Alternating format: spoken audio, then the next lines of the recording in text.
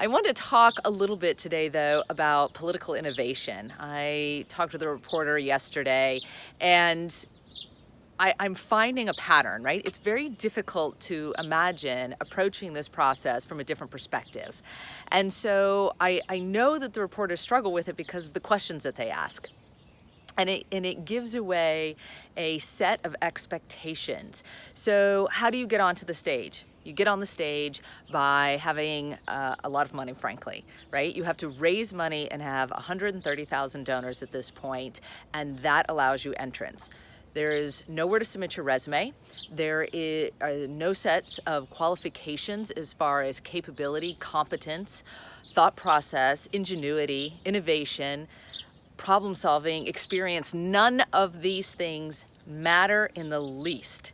If you are a completely incompetent human being and you have 130,000 friends, you can get on the debate stage, period.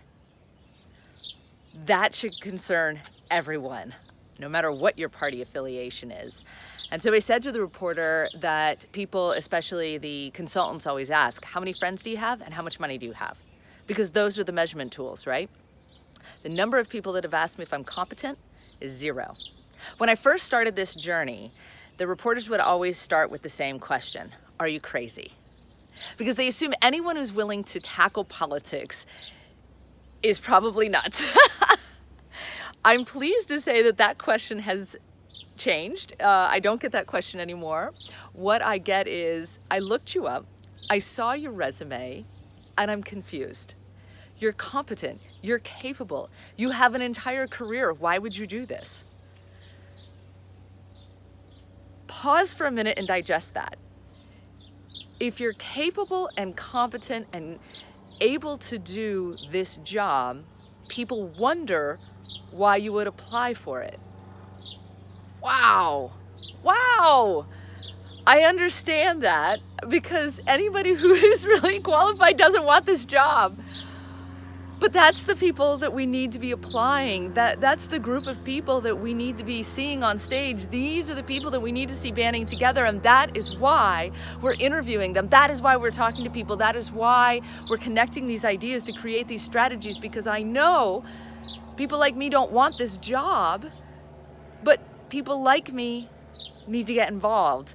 And not because we want to be politicians, but because problem solvers have a place in this group. So political innovation is not about repackaging the same message. In other words, it's not about taking the same message and simply putting it on social media. That is the least innovative concept anyone can come up with. It doesn't involve standing on a stage and debating 9 other people behind a podium.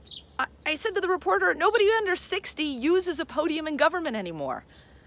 We talk to people, we problem solve. We're more likely to have a whiteboard on stage than we are to have a podium anymore. Innovation is how we make progress happen. I have a friend coming to visit. Little kitty's coming up here. So we need to think outside the box, and we need to challenge the system. No, I'm not having rallies, because quite frankly, rallies are about sharing your beliefs, about having a cheering section, and there's a time and place for that. But what we need to be doing right now, not just as a party, but as a nation, is problem solving. We need to be thinking about what's actually happening, what are the problems, how do we diagnose them, how do we find the best people with solutions, how do we bring them together and actually make change. That is innovation. Can't repackage the same message. You have to go curate a new one.